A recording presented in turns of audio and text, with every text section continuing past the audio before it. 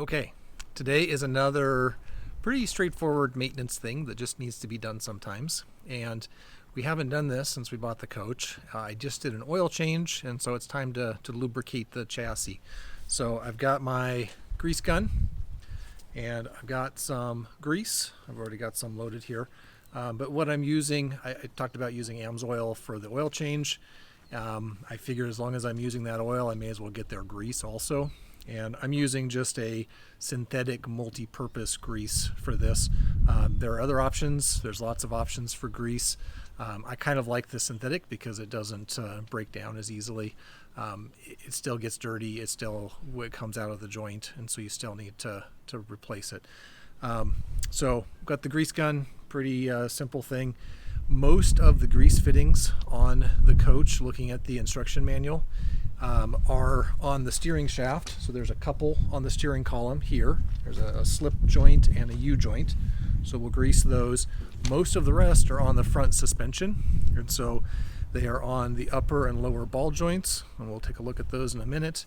They're on the tie rod ends and some of the steering linkages.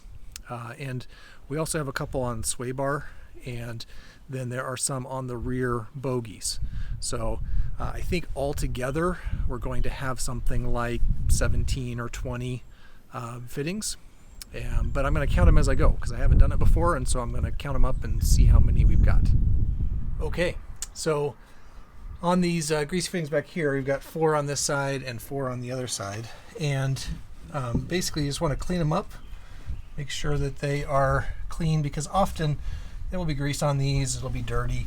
You don't really want to force that into the joint. And then you just get the fitting on there, give it about 2 squirts. I don't know the exact amount, but that seems to be about right. If you're filling up a joint on the suspension, usually there's a rubber boot that you can see that it fills up, and then once you have it full, then you want to stop. It might be 2 or 3 squirts, but then that is about it. I like to clean off any extra grease that I've got. Sometimes it squirts out a little bit, but that's this side. Now we'll go up front and get some of the front suspension. Okay, so it wasn't very easy to get the grease gun down here and point out what I was doing while I was doing it, but I turned the steering wheel so that I could get to this grease fitting and the one down here inside of this U-joint. And so I greased those. I can see a little bit of the new grease coming out here at the top.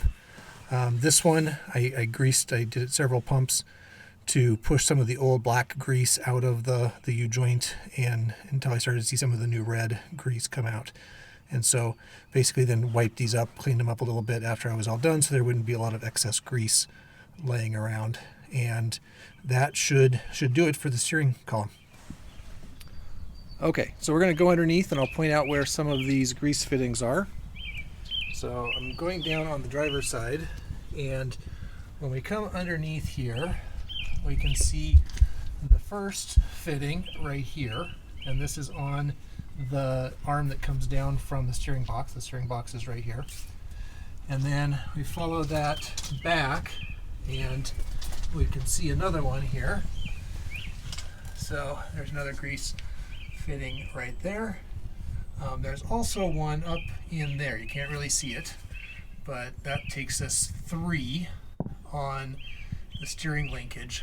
And then coming over on to this sway bar, we've got one right there, and I don't know if that's original. It looks like maybe it's an aftermarket part.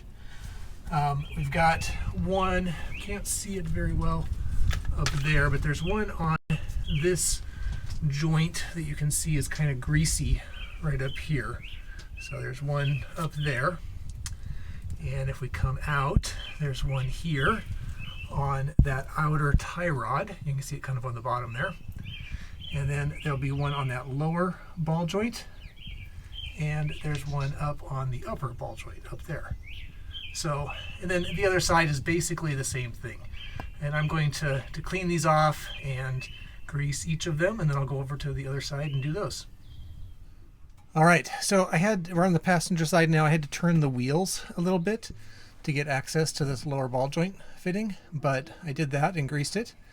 Also greased the outer tie rod, also back here at, I guess, the inner tie rod, and then the upper ball joint.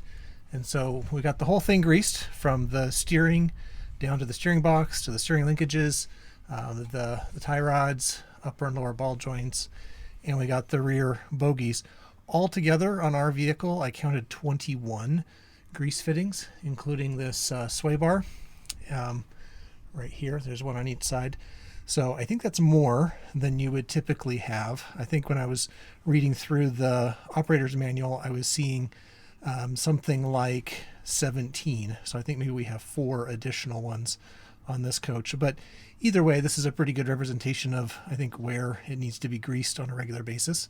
So we got another maintenance project done. One final point, and I should have pointed this out earlier. In order to get access to this, I did jack the vehicle up a little bit, and then because I'm crawling around underneath it, I put some cribbing and blocks underneath the frame to hold it up and just make sure that it would be safe while I was crawling around to do this. You can get to most of it probably without jacking things up if you turn the wheels back and forth. I just thought it would make it a little bit easier for me.